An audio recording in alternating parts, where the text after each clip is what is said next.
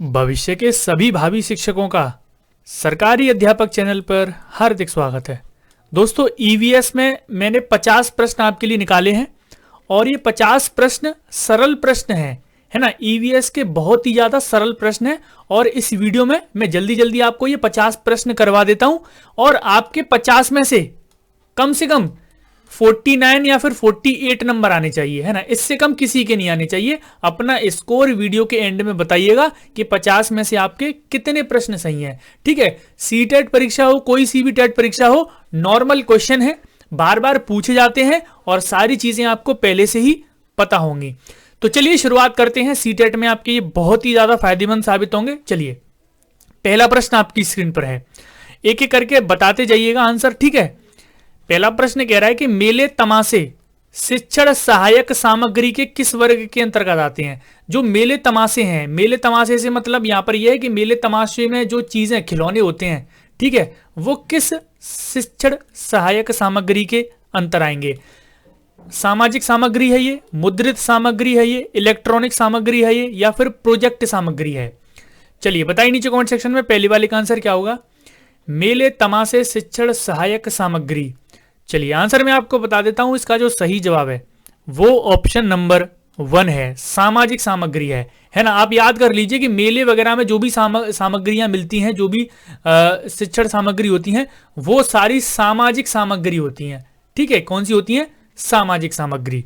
चलिए अगला प्रश्न देखिए। तुलनात्मक अध्ययन के लिए सबसे अधिक उपयुक्त है। जो तुलनात्मक अध्ययन यानी कि दो बच्चों की किसी चीज में तुलना करनी है आपको, ठीक है। उस तुलनात्मक अध्ययन के लिए, सॉरी बच्चों का नहीं होगा, बच्चों में तुलना करनी नहीं है, गलत होता है। बच्चों में तुलना नहीं करनी है, दो वस्तुओं में तुलना करनी है, ठीक है। सबसे उपयुक्त क्या है तुलना करने के लिए? चित्र, ग्लोब, ग्राफ या फिर श्यामपट्ट।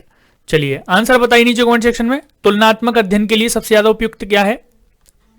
चलिए आंसर मैं आपको बता देता हूं, ग्राफ। ग्राफ का ही तो यूज किया जाता है, ग्राफ पेपर पर ही तो दर्शाया जाता है कि कौन सी चीज किससे ज्यादा है ना। जो बार ग्राफ है ना, पाई चार्ट वगैरह ग्राफ वगैरह हैं, उन पर ही तो दर्शाई जाती हैं। तो ग्राफ का प्रयोग होता है तुलनात्मक अध्ययन के लिए। चलिए आगे देखिए। समस्याग्रस्त बालक का पता लगाने की कौन सी विधि उचित है। किसी बालक की कोई समस्या है और हमें उस समस्याग्रस्त बालक का पता लगाना है, उसके लिए कौन सी विधि है?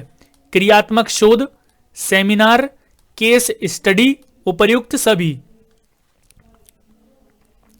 चलिए आंसर मैं आपको बता देता हूं। इसका जो सही जवाब है वो ऑप्शन नंबर सी है, 3, केस स्टडी। केस स्टडी में क्या होता है? कोई भी व्यक्ति, कोई भी वस्तु, उसके बारे में पूरी केस स्टडी की जाती है कि कुछ सालों में उसका जो व्यवहार है वो कैसा रहा है, ठीक है। तो इसको कहते हैं केस स्टडी, है ना। तो सारी चीजों के बारे में बालक की इसमें पता लगाया जाता है। तो केस स्टडी से हम समस्याग्रस्त बालक का पता लगा सकते हैं। चलिए आगे देखिए। पर्यावरण जागरूकता का सृजन किया जाता है क्षेत्रीय भ्रमण द्वारा, अध्ययन द्वारा, समूह वार्तालाप द्वारा या फिर व्याख्यान द्वारा। बताएंगे नीचे कमेंट सेक्शन में। बहुत ज्यादा सरल प्रश्न है आपके, है ना। 50 में से 50 ही आने चाहिए आपके, ठीक है। पर्यावरण जागरूकता का सृजन किया जाता है। पर्यावरण जागरूकता का सृजन कैसे किया जाता है?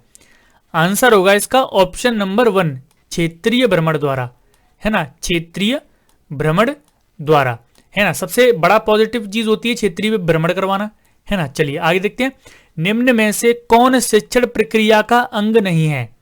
शिक्षण प्रक्रिया का अंग कौन सा नहीं है? शिक्षक, शिक्षार्थी, कक्षा कक्ष, शिक्षण विधि। बताइए नीचे कमेंट में शिक्षण प्रक्रिया का अंग इनमें से कौन सा नहीं है। चलिए मैं आंसर बता देता हूं। कक्षा कक्ष से कोई मतलब नहीं होता है। शिक्षक, शिक्षार्थी, पाठ्यक्रम या फिर शिक्षक, शिक्षार्थी, शिक्षण विधि, सारी चीजें इंपॉर्टेंट होती हैं। कक्षा कक्ष ज्यादा इंपॉर्टेंट नहीं है। अब क्लासरूम क्या इंपॉर्टेंट रहेगा? कुछ नहीं। तो शिक्षण प्रक्रिया का ये कोई अंग नहीं है, ठीक है। विचार विनिमय संबंधी क्रियाकलाप है चित्रण, सेमिनार, प्रोजेक्ट, प्रदर्शनियां। देखिए विचार विनिमय यानी कि विचारों का आदान प्रदान। तो विचारों का आदान प्रदान का जो क्रियाकलाप है वो किस में होगा? सेमिनार में। सेमिनार का आयोजन किया जाता है तो वहां पर जो वक्ता होता है, स्पीच देने वाला होता है, वो जहां पर जो लोग सुन रहे होते हैं उनसे क्रियाकलाप वार्तालाप करता है कि नहीं करता है, तो ये सारी चीजें सेमिनार में होती हैं। ठीक है, तो विचार विनिमय आपका कहां पर देखने को मिलेगा? सेमिनार में। चलिए, ये प्रश्न मैंने आपका क्वेश्चन ऑफ द डे रखा है, जिसका जवाब आपको देना है कमेंट सेक्शन में। आपको इनमें से बताना है कि दृश्य श्रव्य सामग्री कौन सी है ना? दृश्य श्रव्य सामग्री चलचित्र है या फिर रेट रिकॉर्डर है, ब्लैक बोर्ड है या फिर मॉडल्स। ठीक है, ये आपको बताना है कि श्रव्य दृश्य सामग्री इनमें से कौन सी है, चलचित्र, रेट रिकॉर्डर, ब्लैक बोर्ड या फिर मॉडल्स। चलिए आगे देख लेते हैं। OHP का नाम क्या है? OHP का पूरा नाम पूछा है। Only hurt projector, over head projector, officially head projector, only head projector. बताएंगे OHP की फुल फॉर्म क्या है? चलिए, आपने देखा होगा ओवर हेड प्रोजेक्टर उसको कहते हैं, है ना? क्लासरूम में उसका प्रयोग किया जाता है ना? एक रोशनी आती है और उसमें सारे चित्र होते हैं, इसको ओवर हेड प्रोजेक्टर इसका पूरा नाम है। ठीक है, प्रेक्षण विधि की सीमाएं हैं। आपने EVS में प्रेक्षण विधियां पढ़ी होंगी। प्रेक्षण विधि किसको कहते हैं? जिसमें ऑब्जर्व किया जाता है, अवलोकन, ऑब्जर्वेशन मेथड। तो इसकी सीमाएं कौन सी हैं? इस विधि से व्यक्ति के आंतरिक व्यवहारों का अध्ययन संभव नहीं है। इस विधि में प्रेक्षण सूक्ष्मता से न करने पर प्राप्त परिणाम वैध एवं विश्वसनीय नहीं होते। यह विधि मितव्ययी नहीं है। उपर्युक्त सभी। देखिए, मैं आपको आंसर बता देता हूं। इसका जो सही जवाब है वो ऑप्शन नंबर 4 है। क्या है? Option number 4। कोई भी विधि है तो आंतरिक जो व्यवहार है उसका अध्ययन नहीं किया जा सकता किसी भी विधि से। सूक्ष्मता से न करने पर इसके परिणाम विश्वसनीय और वैध नहीं होते। तो कोई भी विधि है उसका प्रयोग अच्छे तरह सूक्ष्मता से नहीं होगा तो जाहिर सी बात है उसके परिणाम वैध नहीं होंगे, है ना? तो ये भी इसलिए ये भी सही है। यह विधि मितव्ययी नहीं है ना? मितव्ययी नहीं है। तो कोई भी विधि है, ज्यादातर बात आती है विधियों की, तो हमेशा वो मितव्ययी नहीं होती। ठीक है, कम खर्ची वाली नहीं होती। खर्चा तो हर विधि में होता है, इसलिए आंसर ऑप्शन नंबर 4 है। श्यामपट्ट का प्रयोग होता है। श्यामपट्ट का प्रयोग कैसे होता है? पाठ योजना की रूपरेखा लिखते समय, कठिन शब्दों को व्यक्त करने में, गृह कार्य देने में, या फिर ये सभी। जो श्यामपट्ट है, ब्लैक बोर्ड है, उसका प्रयोग कब होता है? चलिए आंसर मैं आपको बता देता हूं। इसका जो सही जवाब है ऑप्शन नंबर 4 है, ये सभी। पाठ योजना की रूपरेखा भी लिखी जाती है ब्लैक बोर्ड पर, कठिन शब्दों को बताने में टीचर यूज करता ही है, होमवर्क देने में भी टीचर क्या है? श्यामपट्ट का प्रयोग करता है। और यहां पर जो भी स्टूडेंट नए होंगे उनको मैं बता देता हूं, क्लास 3rd, 4th और 5th क्लास की NCERT EVS की समरी मैंने करवा दी है। आप वीडियोस में जाइए, 2-3 दिन पहले ही मैंने वीडियोस डाली हैं, आपको दिख जाएंगी। ठीक है, चलिए 11वां प्रश्न आपकी स्क्रीन पर है। और जिसने अभी तक वीडियो को लाइक नहीं किया है, आप सब लोग जो देख रहे हैं वो वीडियो को लाइक और शेयर जरूर किया करिए। ठीक है, विद्यालय में शिक्षक का परम मित्र किस सहायक सामग्री को कहा गया है? विद्यालय में टीचर का सबसे बेस्ट फ्रेंड कौन है? चार्ट है, श्यामपट्ट है, प्रोजेक्टर है, प्रयोगशाला है। आप सबको पता है श्यामपट्ट टीचर का परम मित्र होता है। ठीक है, कौन होता है? श्यामपट्ट। चलिए आगे बढ़ते हैं। विद्यालय में सामाजिक, राजनीतिक आदि नवीन सूचनाएं व समाचार कहां प्रदर्शित किए जाते हैं? जैसे कोई स्कूल है, उसमें सामाजिक कोई सूचना आई है, राजनीतिक सूचना आई, तो सभी बच्चों को वो सूचना पहुंचानी है। तो वो जो समाचार है वो कहां पर प्रदर्शित किया जाएगा? फ्लैनल बोर्ड पर, बुलेटिन बोर्ड पर, ब्लैक बोर्ड पर, इनमें से कोई नहीं। चलिए आंसर मैं आपको बता देता हूं। अच्छा, इसका आंसर आप बताइए। ठीक है, ये भी आपका क्वेश्चन ऑफ द डे हो गया। 2 क्वेश्चन ऑफ द डे पूछता हूं मैं आपको। ठीक है, बाकी सारे मैं करा दूंगा। मैं आपसे 2 पूछता हूं, 2-3 पूछूंगा। 50 प्रश्न है तो 3-4 भी पूछ सकता हूं। ठीक है, ये भी क्वेश्चन ऑफ द डे हो गया। आपको बताना है, जैसे 12 लिखकर आपको आंसर बताना है। जो भी मैंने पूछा है, अगर 7 पूछा है तो 7 लिख के आपको आंसर बताना है। ठीक है, इस तरह से आपको आंसर बताने हैं। ये क्वेश्चन ऑफ द डे है आपका कि जो विद्यालय होता है, आपने देखा होगा बोर्ड वगैरह जो लगे रहते हैं विद्यालय की शुरुआत में ही, उन पर सूचनाएं चस्पा कर दी जाती हैं, उसको क्या कहते हैं वो आपको बताना है। किसी क्षेत्र से संबंधित व्यवहारिक ज्ञान प्रदान करने के लिए एक अध्यापक किस विधि का प्रयोग करेगा? बच्चों, कोई भी क्षेत्र है, उस क्षेत्र से संबंधित व्यवहारिक ज्ञान बच्चों को देना है, तो एक अध्यापक किस विधि का प्रयोग करेगा? प्रयोग विधि, प्रोजेक्ट विधि, सर्वेक्षण विधि, समस्या समाधान विधि। बताएंगे नीचे कमेंट सेक्शन में। 13 वाले का आंसर क्या होगा? व्यवहारिक ज्ञान अगर आपको प्रदान करना है बच्चे को, तो सर्वेक्षण विधि का ही, सर्वे मेथड का ही प्रयोग करना पड़ेगा, है ना। व्यवहारिक ज्ञान कब मिलेगा? जब बच्चा खुद से सर्वेक्षण करेगा। 13 वाले का 3 आंसर है। परियोजना विधि के जन्मदाता कौन है? आपने ईवीएस की विधियों में एक परियोजना प्रोजेक्ट विधि सुनी होगी, उसके जन्मदाता कौन है? जॉन डी भी है, स्टीवेंसन है, H.I. आर्मस्ट्रॉन्ग है, किलपैट्रिक हैं। बड़ा ही सिंपल सा है। इसके विधि के जन्मदाता कौन है? किलपैट्रिक। प्रोजेक्ट विधि के कितने सोपान होते हैं, कितने स्तर होते हैं? 6 स्तरों में पूरी होती है, ठीक है, ये भी आप याद रखेंगे। चलिए, पर्यावरण विज्ञान के अंतर्गत अध्ययन किया जाता है। जो पर्यावरण विज्ञान है उसमें हम क्या पढ़ते हैं? वायु, जल और भूमि के बारे में, जीवों की प्रक्रियाओं के बारे में, पर्यावरण के प्रदूषण के बारे में, या फिर इन सभी के बारे में। बताएंगे नीचे कमेंट सेक्शन में पर्यावरण विज्ञान में हम किस चीज का अध्ययन करते हैं। चलिए, आंसर मैं आपको बता देता हूं। इसका जो सही जवाब है वो ऑप्शन नंबर 4 है। हम पर्यावरण प्रदूषण के बारे में भी पढ़ते हैं, जीवों की प्रक्रियाओं के बारे में पढ़ते हैं, वायु, जल, भूमि, इनके बारे में तो पढ़ते ही हैं। चलिए, पर्यावरण विज्ञान के जैविक पहलू के अंतर्गत किसका अध्ययन किया जाता है? पर्यावरण विज्ञान के 2 पहलू होते हैं, जैविक और अजैविक। जैविक में उन चीजों का अध्ययन किया जाता है जिनमें जान होती है, जो चीजें गति करती हैं। तो वायु, जल, भूमि, भूमि में जान नहीं होती, पशु पक्षी, सूक्ष्म जीव आदि, है ना। तो ये आंसर रहेगा आपका। जैविक पहलुओं में हम पशु पक्षी और सूक्ष्म जीवों के बारे में पढ़ते हैं, पर्यावरण प्रदूषण वन उन्मूलन के बारे में नहीं पढ़ते, ठीक है। जैविक यानी कि जिन चीजों में जान होती है, गति करते हैं, तो ये हम जैविक चीजों में इनके बारे में पढ़ते हैं। चलिए, सह संबंध से तात्पर्य है, ये बहुत आता है पर्यावरण में। सह संबंध जो वर्ड है ना, वो बहुत पूछा जाता है। तो यहां पर आपको बताना है कि सह संबंध से क्या मतलब है। विभिन्न विषयों के अलग अलग अध्ययन से, एक विषय के अध्ययन से, विभिन्न विषयों की पारस्परिक अध्ययन से, उपर्युक्त में से कोई नहीं। बताएंगे नीचे कमेंट सेक्शन में। चलिए, आंसर मैं आपको बता देता हूं। इसका जो आंसर है वो ऑप्शन नंबर 3 है। विभिन्न विषयों के पारस्परिक अध्ययन से। पारस्परिक अध्ययन का मतलब यह है कि सारे विषयों को एक साथ जोड़कर पढ़ना। सह संबंध का भी मतलब यही है ना, जो चीजें सह संबंधित होती हैं, है ना, तो उसका भी मतलब यही है। अलग अलग करके पढ़ना, एक विषय को पढ़ना, ये सह संबंध का मतलब नहीं है। सह संबंध का मतलब है आपसी संबंध। चलिए, पर्यावरण शिक्षा का पाठ्यक्रम होना चाहिए। जो ईवीएस है उसका पाठ्यक्रम कैसा होना चाहिए? एक समान, आयु के अनुसार, शैक्षिक स्तर के अनुसार, आयु एवं शैक्षिक स्तर के अनुसार। चलिए, आंसर मैं आपको बता देता हूं। पर्यावरण का जो पाठ्यक्रम है वो बच्चे की आयु और उसके शैक्षिक स्तर के अनुसार होना चाहिए, ठीक है। 4th वाला आंसर हो गया 18 वाले का। चलिए, आगे बढ़ते हैं। पर्यावरण को शिक्षा में स्थान मिलना चाहिए। पर्यावरण को कौन सी शिक्षा में स्थान मिलना चाहिए? प्राथमिक स्तर पर स्थान मिलना चाहिए, माध्यमिक स्तर पर स्थान मिलना चाहिए, उच्च स्तर पर स्थान मिलना चाहिए, या फिर ये सभी?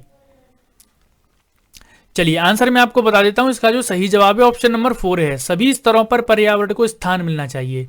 अब आप बोलोगे कि माध्यमिक स्तर पर तो होता ही है, उच्च स्तर पर भी होता है, और प्राथमिक में भी इसको स्थान मिलना चाहिए, ठीक है। तो सभी स्तर पर इसका आंसर है कि सभी स्तरों पर पर्यावरण को स्थान मिलना चाहिए। चलिए, अगला देख लेते हैं। आधुनिक वैज्ञानिक युग में विश्व की गंभीर समस्या क्या है? जो हमारा आज का युग है, आज का एरा है हमारा, इसमें सबसे गंभीर समस्या क्या है?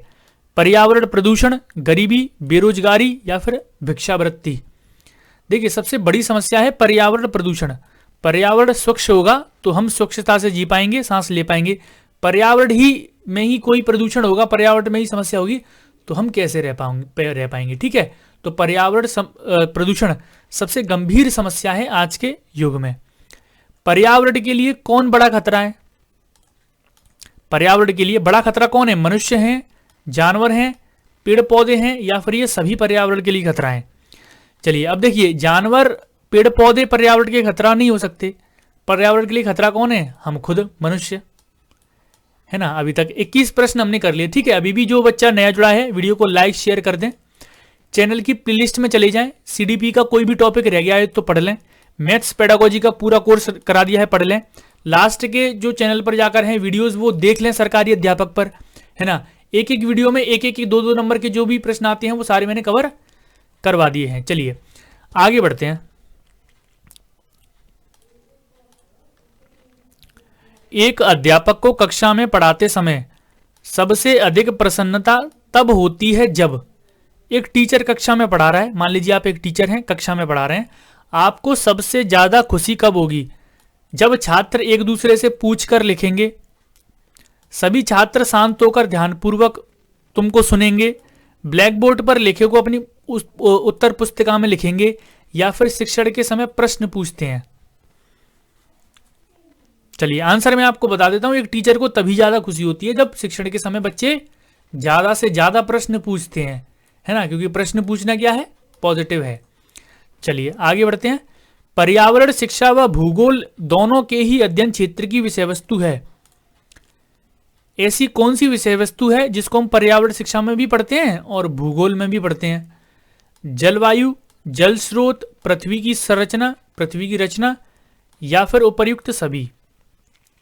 देखिए ईवीएस और ज्योग्राफी दोनों में हम जलवायु के बारे में पढ़ते हैं, जल स्रोतों के बारे में पढ़ते हैं, पृथ्वी की संरचना के बारे में भी पढ़ते हैं।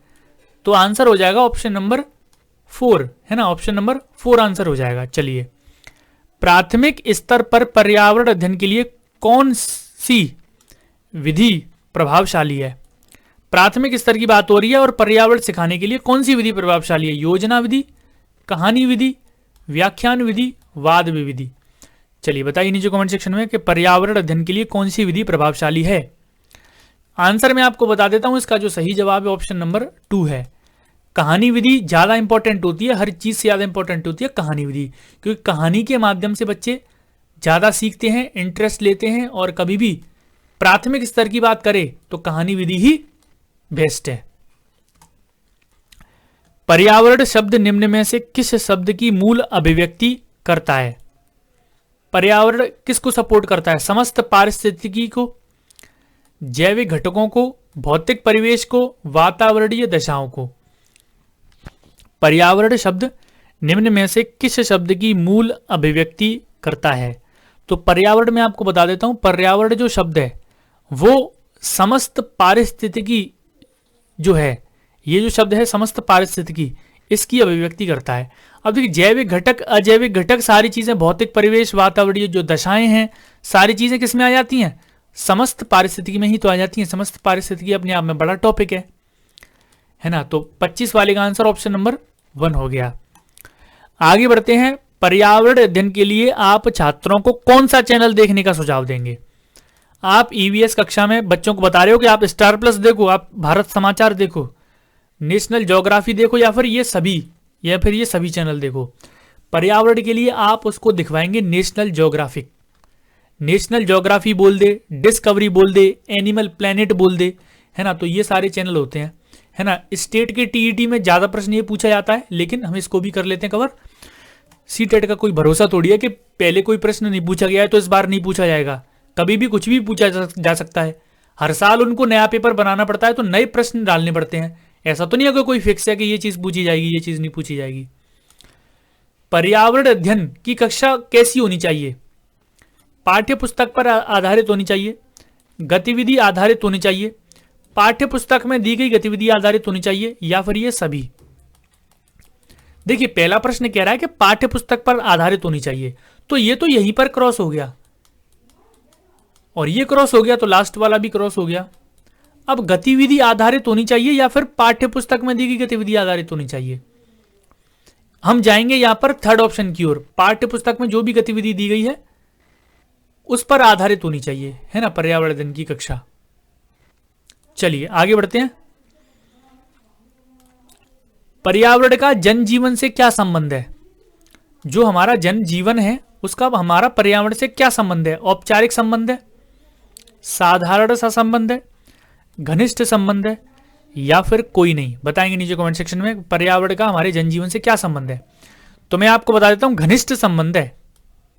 पर्यावरण है तो हम हैं, पर्यावरण नहीं है तो हम भी नहीं है, घनिष्ठ संबंध है। आगे देख लेते हैं। शिक्षण को प्रभावशाली बनाने के लिए बालकों में विषय के प्रति क्या उत्पन्न करना आवश्यक है? आप शिक्षण कर रहे हैं, उसको आपको प्रभावशाली बनाना है। आप बालकों में विषय के प्रति क्या उत्पन्न करेंगे? रुचि उत्पन्न करेंगे, सहनशीलता उत्पन्न करेंगे, धैर्य उत्पन्न करेंगे, या फिर आप आलस्य उत्पन्न करेंगे? बताएंगे नीचे कमेंट सेक्शन में। शिक्षण को प्रभावशाली बनाना है आपको, आप छात्रों में रुचि उत्पन्न करेंगे। क्या उत्पन्न करेंगे? रुचि, विषय के प्रति रुचि उत्पन्न करेंगे। ठीक है, चलिए आगे बढ़ते हैं। शिक्षण का प्रथम चरण है। शिक्षण का प्रथम चरण क्या है?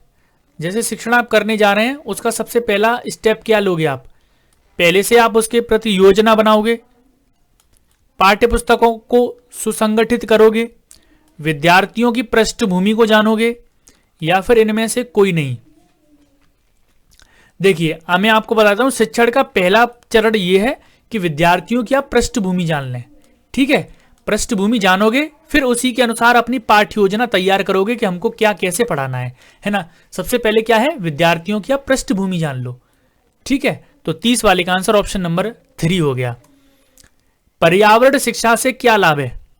पर्यावरण ईवीएस पढ़ते हैं हम, उससे क्या लाभ है हमें?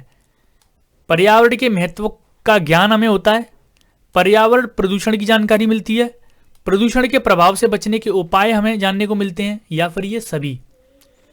बताएंगे नीचे कमेंट सेक्शन में कि पर्यावरण शिक्षा से हमें क्या लाभ होता है। पर्यावरण शिक्षा से हमें सारे लाभ होते हैं। उस पर्यावरण का क्या महत्व है वो भी हम जानते हैं, पर्यावरण प्रदूषण के बारे में भी जानकारी मिलती है, उससे बचने के उपाय भी हमें पता लगते हैं। आंसर हो जाएगा ऑप्शन नंबर 4। ठीक है, पर्यावरण शिक्षा से क्या लाभ है? ये सभी लाभ है। चलिए आगे बढ़ते हैं। पर्यावरण अध्ययन में शिक्षण संबंधी कौन सी समस्याएं आती हैं? जब पर्यावरण अध्ययन कराता है टीचर, तो शिक्षण संबंधी कौन सी समस्याएं देखने को मिलती हैं? शिक्षक का व्यक्तित्व, त्रुटिपूर्ण शिक्षण पद्धति, नीरस अध्ययन, या फिर ये सभी? चलिए आंसर मैं आपको बता देता हूं, इसका जो सही जवाब है ऑप्शन नंबर 4 है। पर्यावरण अध्ययन में ये सारी समस्याएं आती हैं। अब पर्यावरण अध्ययन की कक्षा है, आप पढ़ा रहे हैं, तो सारी समस्याएं जरूरी है बच्चों से आएंगी, समस्याएं टीचर से ही आएंगी। आपका व्यक्तित्व कैसा है, पर्सनैलिटी कैसी है, त्रुटिपूर्ण शिक्षण तो नहीं करा रहे हो आप, आपका जो अध्ययन कराने का तरीका है वो तो नीरस नहीं है ना। तो ये सारी समस्याएं आती हैं। किसी बालक द्वारा प्रतिदिन गृह कार्य न करके लाने का क्या कारण हो सकता है? कोई बच्चा है होमवर्क करके नहीं ला रहा है, उसका क्या कारण है? अधिक गृह कार्य, आपने ज्यादा कार्य दे दिया है, गृह कार्य अस्पष्ट या बिना अभ्यास कराए जाए, यानी कि आपने उसको स्पष्ट नहीं किया है, आपने उसका अभ्यास नहीं कराया है, समय का अभाव, बच्चे के पास समय नहीं है, ये सभी है ना। ट्रिकी क्वेश्चन भी है, ऐसा नहीं कि सारे सारे इजी हैं। इजी उनके लिए हैं जिन्होंने पहले पढ़ाई करी है, जो समझ सकते हैं, है ना। हर बच्चे के लिए इजी प्रश्न नहीं है ये। 50 प्रश्न मैं आपको दे रहा हूं, इजी नहीं है ये। किसी बच्चे द्वारा प्रतिदिन गृह कार्य न लाने के ये सभी कारण हो सकते हैं। भाई हो सकता है कि उसके बच्चे के पास समय नहीं है, समय का अभाव भी हो सकता है। गांव में बच्चे काम करते हैं, माता पिता के साथ बहुत सारे काम करते हैं, कोई काम पर जा रहा है ना, तो वो हो सकता है आपने अभ्यास नहीं कराया, ये तो आपकी गलती है। तो ये तो हमेशा मान लेना कि आपकी गलती तो हमेशा ही होगी। ठीक है, आपने गृह कार्य ज्यादा भी दिया जा सकता है, आपने प्रैक्टिस नहीं करवाई उनकी। ठीक है, पर्यावरण अध्ययन में अध्यापक के सामने कौन सी समस्याएं आती हैं? एक टीचर के सामने कौन कौन सी समस्याएं आती हैं? बालकों में अनुशासनहीनता देखने को मिलती है, ये टीचर के सामने समस्या आती है। वो गृह कार्य नहीं करके लाते हैं, कक्षा से वो भाग जाते हैं, या फिर ये सभी? बताएंगे नीचे कमेंट सेक्शन में। चलिए, पर्यावरण अध्ययन में अध्यापक के सामने ये सभी समस्याएं आती हैं, है ना, ये सभी समस्याएं आती हैं, ये सारी समस्याएं टीचर फेस करता है। चलिए, निम्न में से कौन सा शिक्षण प्रक्रिया का अंग नहीं है? शिक्षक, शिक्षार्थी, कक्षा, ये तो हो गया, रिपीट हो गया क्वेश्चन। इसका तो क्या कौन सा था? 3rd था, है ना। कक्षा कक्ष से कोई मतलब नहीं है शिक्षण प्रक्रिया का। चलिए, सतत और व्यापक आकलन करते समय आप किसे उच्च स्तर पर रखेंगे? आप सतत एवं व्यापक आकलन कर रहे हैं, सबसे ऊपर आप किसे रखेंगे? श्रुतलेख को, सुलेख को, बालकों द्वारा विभिन्न संदर्भों में भाषा प्रयोग की क्षमता, या फिर लिखित प्रश्न। देखिए बड़ा ही सिंपल सा है और सबसे बड़ा वही दिया है, ऑप्शन नंबर 3, विभिन्न संदर्भों में भाषा प्रयोग की क्षमता। अपने आप में बड़ा बहुत पॉजिटिव पॉइंट होता है ये, ठीक है। चलिए आगे बढ़ते हैं। एनसीईआरटी ने एक शैक्षिक सत्र कोर्स को कितने समय में विभाजित किया है? जो एक सत्र होता है, कोर्स होता है, उसको कितने सेमेस्टर में बांटा है? 2 सेमेस्टर में, 3 सेमेस्टर में, 4 सेमेस्टर में, 5 सेमेस्टर में? बताएंगे नीचे कमेंट में। चलिए आपको बताइए, एक सेमेस्टर नहीं 2 सेमेस्टर में बांटा है। किसमें? 2 सेमेस्टर। एक शैक्षिक सत्र 2 सेमेस्टर में बांटा जाता है। ये भी क्वेश्चन आपके लिए है और ये मैंने सर्चिंग वाला क्वेश्चन दिया है कि नेट पे जाके आप सर्च करोगे, बुक्स में सर्च करोगे, फिर इसका आंसर देना कि एनसीईआरटी ने जो पाठ्य पुस्तक है उसमें सतत एवं व्यापक जो आकलन है उसके अनुसार, उस योजना के अनुसार उसको कब संशोधित किया, यानी कि पाठ्यक्रम को इस तरह से संशोधन किया कि उसमें सतत एवं व्यापक मूल्यांकन जोड़ा जाए, है ना। तो ये संशोधन कब किया गया, इस प्रश्न का जवाब आपको ढूंढना है और ढूंढ के क्वेश्चन ऑफ द डे में बताना है। 3 प्रश्नों के जवाब आपको बताना है ना, भूल मत जाना। तीनों प्रश्नों के जवाब बताना और अपना स्कोर बताना। पर्यावरण की पाठ्यचर्या में सम्मिलित होना चाहिए। पर्यावरण की पाठ्यचर्या में क्या सम्मिलित होना चाहिए? स्कूल का वातावरण, उपयुक्त पाठ्यक्रम, बच्चों के अनुभव, या फिर यह सभी। पर्यावरण की पाठ्यचर्या में क्या शामिल होना चाहिए?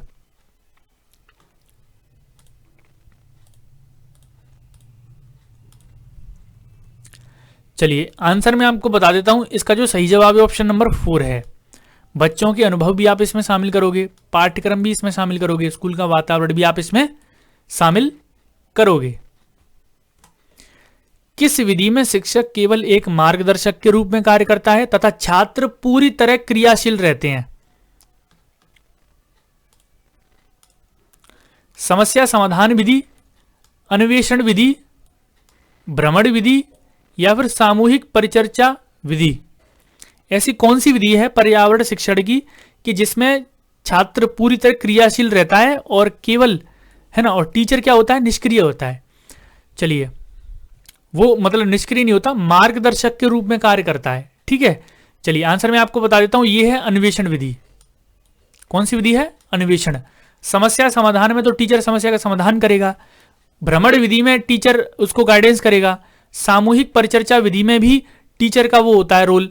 अन्वेषण विधि ऐसी है कि बच्चा खुद से चीजों को खोजता है, केवल टीचर मार्गदर्शन कर देता है। सारी चीज किसकी होती है? बच्चे की, है ना, बच्चा ही अन्वेषण करता है चीजों का। तो 50 वाले का आंसर ऑप्शन नंबर 2 हो गया। तो ये आपके बैक टू बैक 50 प्रश्न हैं ईवीएस के, सिंपल प्रश्न हैं और पॉपुलर प्रश्न हैं जो आपने हर जगह देखे होंगे। उम्मीद करता हूं कि आपके 50 में से 48, 47 नंबर जरूर आए होंगे, ठीक है। अगर आपके इतने नंबर आए हैं तो आपकी ईवीएस भी ठीक ठाक है, ईवीएस पेडागोजी भी ठीक ठाक है और ईवीएस भी ठीक ठाक है। चलिए मिलते हैं नेक्स्ट वीडियो में, आज के लिए इतना ही करते हैं, धन्यवाद।